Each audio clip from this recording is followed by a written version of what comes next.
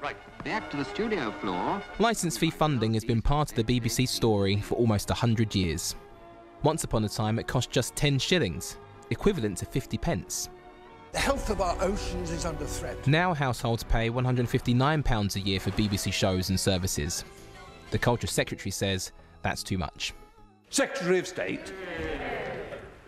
The global cost of living is rising, and this government is committed to supporting families as much as possible during these difficult times. Given that climate, we had to think very carefully about imposing potential increase on the TV licence, particularly given that any increase would expose families to the potential threat of bailiffs knocking on their door or criminal prosecution. The plan is to freeze the licence fee at its current level until 2024, when it will rise slightly for the next 3 years. I simply do not believe that those responsible for setting household bills should instinctively reach into the pockets of families across the country for just a little more every year to cover those costs. So today I am announcing that the licence fee will be frozen for the next 2 years. And that it will rise in line with inflation for the following 4 years. The BBC's chairman fears the proposals could impact programmes and productions that are popular with audiences. They will see less content.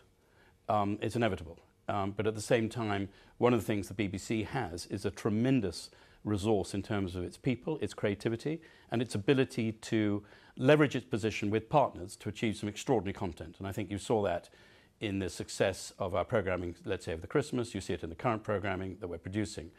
So it puts a burden on creativity, and we can respond by raising our game, and we will have to do so. Although the Culture Secretary stopped short of calling for the abolition of the licence fee, she has kicked off a wider debate about alternative funding models. So, what could the BBC's future look like without the licence fee? Well, subscription services like Netflix and Amazon have changed what we watch and how we watch it. But it's not clear how the BBC would limit access to its radio stations to paying subscribers. Could a tax on broadband connections be the answer?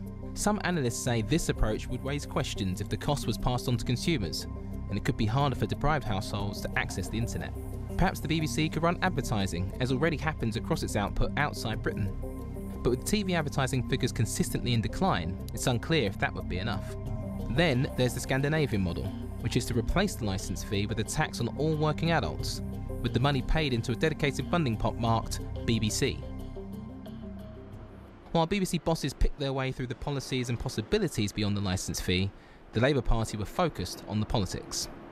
The Prime Minister is casting around for people to blame, and the Culture Secretary has stepped up to provide some red meat. Well, it won't work.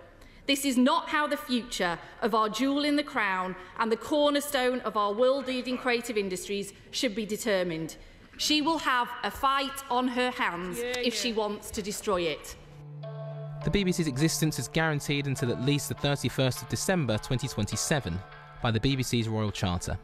But what happens after that? No one is sure.